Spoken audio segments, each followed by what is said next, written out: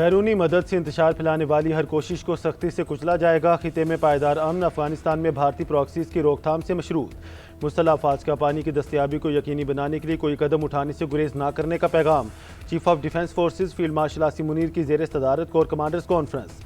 شرکاء کا طالبہ رجیم کے زیر تسلط علاقوں میں بھارتی حمایت یافتہ دہشت گردوں کی موجودگی پر شدید تحفظات کا اظہار۔ کہا پاکستان کی مسلح افواج افغانستان سے ہونے والی دہشت گردی کے خلاف انٹیلیجنس کی بنیاد پر کارروائیاں جاری رکھے گی۔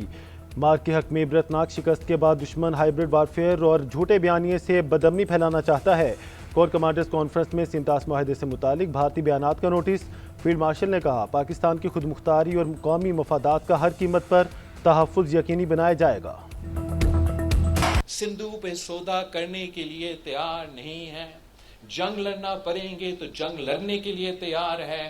گلگت بلتستان آزاد کشمیر سے لے کے لاڑکانوں تک کے عوام تیار ہے کہ ہم مرسو سندھو نہ دیسوں، جس کا مطلب ہے مروں گا مگر سندھو پہ کمپرومائز نہیں کروں گا، سنتاس معاہدہ پہ ہم کمپرومائز نہیں کروں گا، اور اس میدان میں بھی انشاءاللہ تعالی ہم مودی سرکار کو انڈس واٹر ٹریٹی کے جو میدان ہے اس میں بھی ان کو ناکام کروائیں گے۔ سندھو پر کوئی سودا نہیں ہوگا، جنگ لڑنا پڑی تو جنگ بھی لڑیں گے، سنتاس معاہدے کی خلاف ورزی ہوئی تو خاموش نہیں رہیں گے۔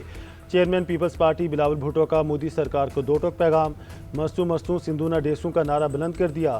کہا بھارت سے جنگ میں عبرتناک شکست ہضم نہیں ہو رہی۔ ہم جانتے ہیں وہ افغانستان کو استعمال کر کے خیبر پختونخوا اور بلوچستان میں کیا کرنا چاہتا ہے۔ ہم جانتے ہیں بھارت کی میلی آنکھ گلگت بلتستان اور آزاد کشمیر پر ہے۔ بھارت جنگ ہارنے کے بعد اسرائیل ماڈل پر چل رہا ہے۔ اسرائیل نے حملہ ناکام ہونے پر ایران میں مداخلت اور بغاوت کی سازش کی۔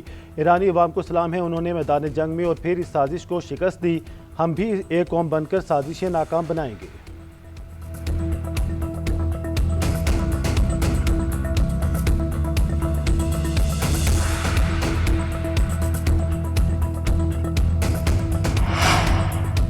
حالات جیسے بھی ہوں پاکستان ہر قیمت پر سنتاس معاہدے کا دفاع کرے گا۔ وزیر دفاع خواجہ آصف کا ایکس پر پیغام۔ پاکستان کا مقدمہ بہترین انداز میں پیش کرنے پر چیئرمین وابڈا کو خراج تحسین۔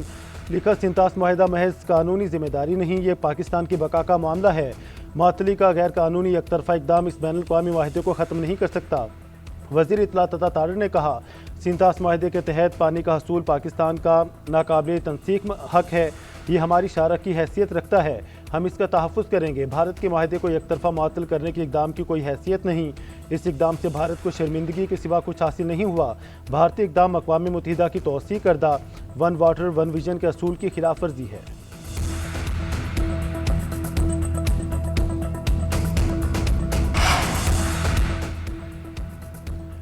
حماس کا غزہ کی پٹی کا سیاسی کنٹرول چھوڑنے کا اعلان۔ غزہ میں اپنی گورننگ باڈی 20 سال بعد تحلیل کر دی۔ غزہ کا انتظام ٹیکنوکریٹ کمیٹی کے سپرد کرنے کا اعلان۔ حماس حکومتی کمیٹی کے سربراہ محمد الفارا سمیت پوری قیادت نے استعفیٰ دے دیا۔ امریکہ اور ضامن ممالک سے غزہ امن معاہدے پر عمل درآمد کرانے کا مطالبہ۔ اسرائیلی جارحیت کے خاتمے کے بعد غزہ پٹی میں کسی انتظامی نظام کا حصہ نہ بننے کا اعلان۔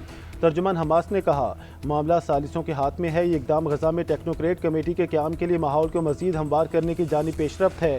ڈائریکٹر غزہ میڈیا آفس نے کہا کہ ٹیکنوکریٹ کمیٹی کی کامیابی یقینی بنانے کے لیے کام کریں گے۔ ثالثین اور صدر ٹرمپ غزہ میں امداد کے لیے داخلے اور کراسنگز کھلوانے پر زور ڈالیں۔ حماس حکومت کا خاتمے پر غزہ بورڈ آف پیس کا رد عمل سامنے آ گیا۔ امریکی صدر ڈونلڈ ٹرمپ کی سربراہی میں بنے بورڈ نے کہا انہوں نے حماس کمیٹی کی تحلیل کا نوٹس لے لیا ہے، ابھی جائزہ لے رہے ہیں۔ یہ جائزہ حماس کے وعدوں پر نہیں، غزہ کے عوام کی ضروریات پوری کرنے کے لیے حماس کے عملی اقدامات کی بنیاد پر ہوگا۔ تمام فیصلے ان تقاضوں کے مطابق جامع ہونے چاہئیں جو غزہ میں حکمرانی، سیکیورٹی اور عبوری انتظام کو آگے بڑھانے کے لیے روڈ میپ میں طے کیے گئے۔ بورڈ آف پیس اس روڈ میپ پر ایسی بات چیت کا منتظر ہے جس کے تحت غزہ کا نئی نیشنل کمیٹی کو غزہ کا مکمل انتظامی اختیار دیا جائے۔ غزہ جامع امن منصوبے میں تمام ہتھیاروں کو نئی نیشنل کمیٹی کے حوالے کرنے کا بھی شامل ہے۔ واضح رہے کہ بورڈ آف پیس میں فلسطینیوں کی کوئی نمائندگی نہیں ہے۔ ایران نے معاہدہ نہ کیا تو ہم کام تمام کر دیں گے۔ امریکی صدر ٹرمپ کی ایک بار پھر دھمکی۔ میڈیا سے گفتگو میں کہا ایران میں رجیم چینج نہیں کرنا چاہتے بلکہ معاہدہ چاہتے ہیں۔ ہماری افواج نے عسکری لحاظ سے ایران کو شکست دی، تہران کبھی جوہری ہتھیار حاصل نہیں کر سکے گا۔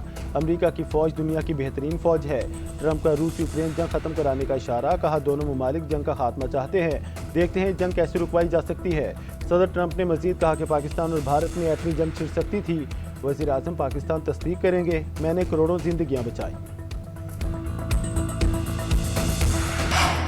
ایرانی اسپیکر باقر کالیباف کہتے ہیں دنیا نے دیکھ لیا ایران بدستور مضبوطی اور استقامت کے ساتھ کھڑا ہے، ایران نہ شکست کھائے گا نہ ہی کسی ڈیڈ لاک کا شکار ہوگا، رہبری انقلاب کے قتل کی ذمہ دار عناصر کو انصاف کے کٹہرے میں لایا جائے گا، قاتلوں کو اپنے جرائم کا ہر صورت جواب دینا ہوگا۔ ایرانی سپریم نیشنل سیکیورٹی کونسل کے سیکرٹری محمد باقر ذوالقدر بولے ٹرمپ دھمکیاں بند کریں ورنہ جواب دوسری زبان میں ملے گا۔ صدر ٹرمپ اس سے قبل بھی ایران کے ہزاروں سال پرانی تہذیب کو تباہ کرنے کی دھمکیاں دے چکے، نتیجہ امریکہ کے لیے ناکامی، مایوسی اور جنگ بندی کی درخواست کی صورت میں نکلا۔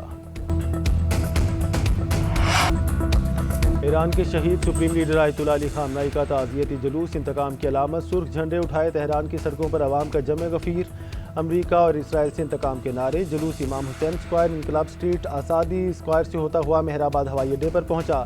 ایرانی میڈیا کے مطابق شہید خامنہئی کا جسد خاکی تہران سے قم منتقل کر دیا گیا، نماز جنازہ آج ادا کی جائے گی، جنازے کا جلوس مسجد جمکران سے برآمد ہوگا۔ بدھ کو عراق کے شہر نجف اور کربلا میں آخری دیدار اور تعزیتی تقریبات ہوں گی، جمعرات کو مشہد میں امام رضا کے روزے کی حدود میں سپرد خاک کیا جائے گا۔ وزیر اعظم شہباز شریف کا پاکستانی سفارتخانوں کو نوجوانوں کے لیے روزگار کے مواقع تلاش کرنے کی ہدایت، ڈائریکٹریٹ آف امیگریشن نظام کو ڈیجیٹائز کرنے کا حکم، کہا پاکستان کی افرادی قوت باصلاحیت ہے، پاکستانی سفارتخانے بیرون ملک روزگار کے مواقع سے آگاہی کے لیے اقدامات تیز کریں۔ وزیر اعظم سے اقوام متحدہ کے سیکرٹری جنرل کے عہدے کی امیدوار ماریا فرنینڈا کی ملاقات، اقوام متحدہ کے کردار اور عالمی امن سے متعلق امور پر تبادلہ خیال، وزیر اعظم کا سلامتی کونسل کی قراردادوں پر مؤثر عمل درآمد اور عالمی تعاون کے فروغ کے عزم کا اعادہ، ماریا فرنینڈا نے علاقائی امن کے لیے پاکستان کی حالیہ سفارتی کوششوں کو سراہا۔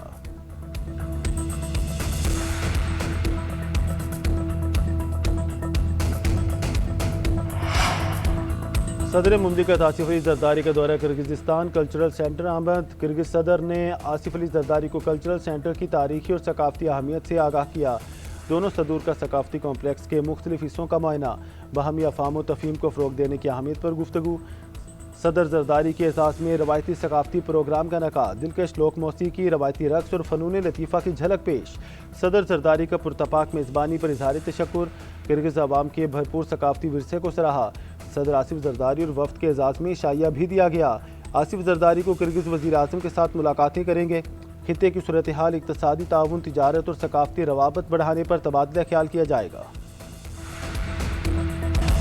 انعقاد دہشت گردی عدالت اسلام آباد میں پاک فوج کے گروپ کیپٹن شہید عاصم طارق قتل کیس کی سماعت، عدالت نے ملزم سعد عباسی کو 14 روز کی شناخت پریڈ پر جوڈیشل لاک اپ پر بھیج دیا، 20 جولائی کو دوبارہ پیش کرنے کا حکم، جج ابوالحسنات ذوالقرنین نے ملزم سے استفسار کیا کیوں کیا ہے یہ کام، ملزم سعد عباسی نے جواب دیا کہ لڑکی کے ساتھ تھا، بندہ آ کر ہمیں ڈسٹرب کر رہا تھا، جج بولے کہ اچھا کام کر رہے تو جو ڈسٹرب کیا، ملزم کے خلاف دہشت گردی کی دفعات کے تحت تھانہ مارگلہ میں مقدمہ درج ہے، گرفتار ملزم کی CCTV فوٹیج بھی سامنے آ گئی، ملزم دکان سے کپڑے تبدیل کر کے نکلا، فیض آباد بس اڈے سے لاہور کی طرف روانہ ہوا، ملزم کی خاتون کے ساتھ موٹر سائیکل پر جانے کی فوٹیج بھی پولیس کو مل گئی۔ آزاد کشمیر کی عوام تحریک کو شرپسند عناصر نے ہائی جیک کر لیا، 5 جولائی کی ہڑتال مکمل ناکام ہو گئی، کالعدم تنظیم لوگوں کو سول نافرمانی پر اکسا رہی ہے، سیکرٹری اطلاعات آزاد جموں کشمیر کی پولیس ترجمان کے ساتھ نیوز کانفرنس، کہا ہڑتال اور مظاہروں سے براہ راست 15 ارب روپے کا نقصان ہو چکا، غیر ملکی عناصر کی فنڈنگ کے ذریعے پاکستان کے خلاف مہم چلائی جا رہی ہے، پرانی تصاویر اور جھوٹی معلومات کے ذریعے پروپیگنڈا کیا جا رہا ہے۔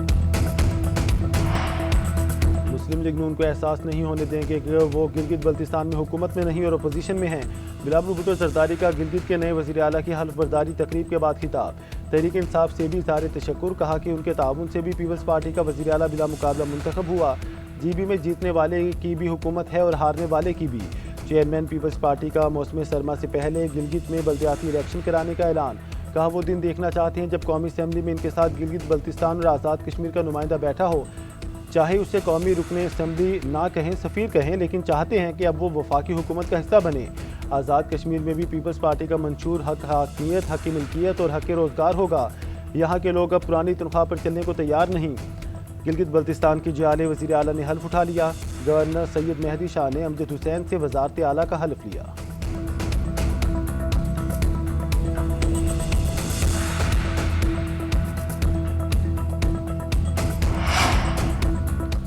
آبادگاروں کو زمین کا مالک بنانے کی جانب اہم قدم پنجاب حکومت کی اپنا کھیت اپنا روزگار اسکیم کی قراردادی 30,000 افراد کو 4 ایکڑ زمین 20 سال کے لیے ملے گی کاشت کے لیے سالانہ 2 لاکھ روپے بھی دیے جائیں گے وزیر اعلیٰ پنجاب نے فون کر کے قراردادی کے خوش نصیب شخص کو مبارکباد دی کہا زمین آپ کی ملکیت میں آ گئی ہے 20 سال کی لیز ہے آپ نے سالانہ 100 روپے ادا کرنے ہیں محنت بھی آپ کی کمائی بھی آپ کی ہے تکلیف دہ عمل ہوتا ہے آپ محنت کرتے ہیں فائدہ کوئی اور لے جاتا ہے قابل کاشت زمین غریب طبقے کو دیں گے کسان کو بااختیار بنایا جا رہا ہے جنہیں کاشتکاری کا تجربہ نہیں انہیں پوری تکنیکی سپورٹ فراہم کی جا رہی ہے ہر شعبے میں خواتین بھی آگے بڑھ رہی ہیں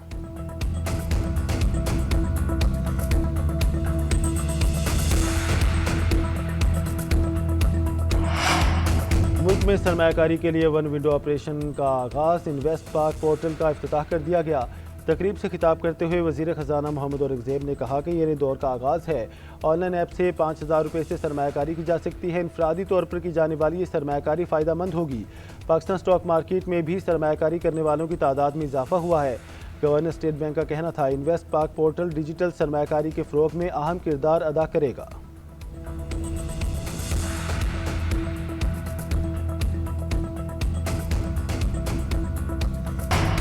ملک کے مختلف علاقوں میں بادلوں کی رم جھم لاہور سمیت پنجاب کے دیگر علاقوں میں بارش سیالکوٹ ناروال ڈسکہ وزیرآباد و نواحی علاقوں میں گرج چمک کے ساتھ بارش بادل برسنے سے گرمی اور ہبس کا زور ٹوٹ گیا بلوچستان کے ضلع لسبیلا میں طوفانی باد و باران نے تباہی مچا دی کنڈرات سب سے زیادہ متاثر ہوا درجنوں کچے گھر صفائی ہستی سے مٹ گئے کئی گھروں کی چھتیں اڑ گئی ایک خاتون اور 3 بچے ملبے تلے آ کر زخمی ہوئے محکمہ موسمیات نے 10 جولائی تک بارشوں کی پیشگوئی کر دی